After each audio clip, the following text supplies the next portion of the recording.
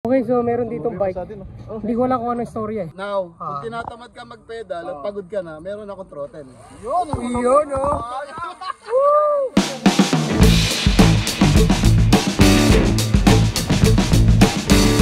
Right, so ano yung istorya na ito? Electric bike na DIY? DIY pa rin. Pero build mo to? O, so sariling build ni Kabayan, oh. Galing, oh. AliExpress lang yan, puro AliExpress. Kasi, ano mo nga, sir? Explain mo nga, sir. Okay, so basically DIY bike lang yan.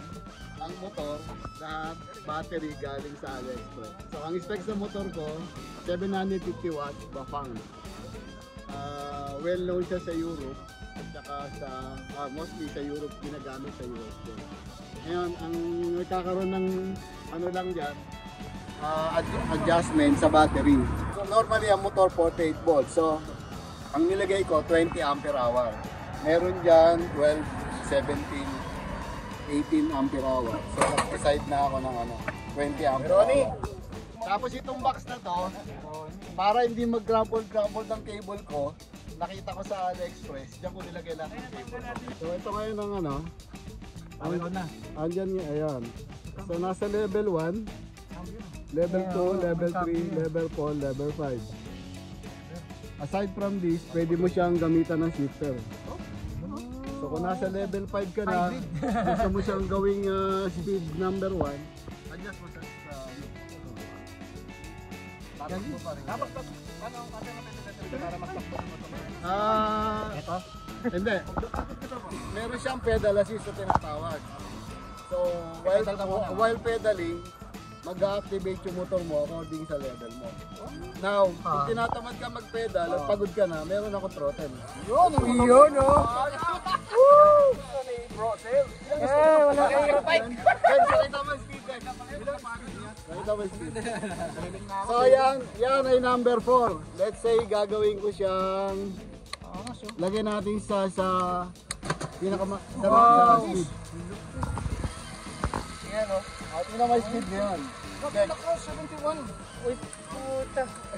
88 siya, kilometer per hour yan? Eh sir, yung battery naman yan, tingin mo, baka ilang ano yan? 100 kilometer kaya niyan. Kasi may pedal assist ka naman eh. Kaya ma-dex vlogger ka. Pag nag-lobat ka, meron ako USB port dito. Yun oh! Hanep! Diba? Yan. USB port yan. Tama-tama sa mga vlogger nga. Ito may busina to. Bro! Alam mo naman kung gaano kalakas yan. Malakas pa sa kotse ko yan eh.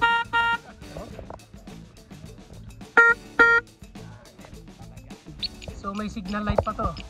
Ayan o. May stop brake. Nakita ko yung stop brake? Here. Yun o, may stop brake pa o. Wireless siya, wireless. So namili ka, iniwan mo yung bike mo. I-alarm mo siya. Naka-alarm yan. Pag ginalaw mo yan, mag-a-alarm yan. Ano mo? Eh, takbo mo, mag-a-alarm yan. Ayan na. Ayan. Okay, so may alarm. O ngayon, then ninakaw na, di ba? Pulis na, Nervay, pulis na. Disarm ko na. Disable. Disable. Papasubok sa atin na sir yung kanyang bike. Alright, so tetestingin natin tong bike ni Sir George. So wow! Ramdam mo na agad sir! Patay mo! So gumagana yung alarm. So itong bike na to, may alarm to for security. Pagka ninakaw tong bike na to, mag-a-alarm siya. Hanggang dinidisable ng may-ari, tuloy-tuloy to. So annoying siya. So maraming makakapansin na itong bike ay ninakaw, di ba? So ramdam mo na kagad yung yung gaanong pedal niya dahil nga e-bike to. So first time ko nakagamit ng e-bike. Ganito pala ang feeling. Mamaya malalaman natin pabalik kung pag-ahon.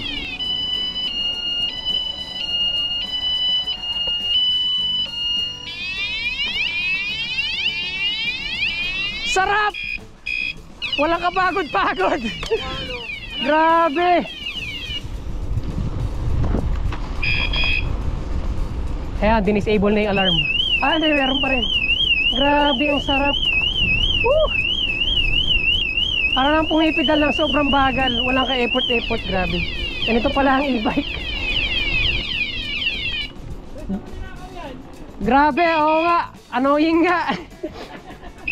Pero sarap, grabe. Sarap, bro. Hindi niya na-disarm kaya ganun.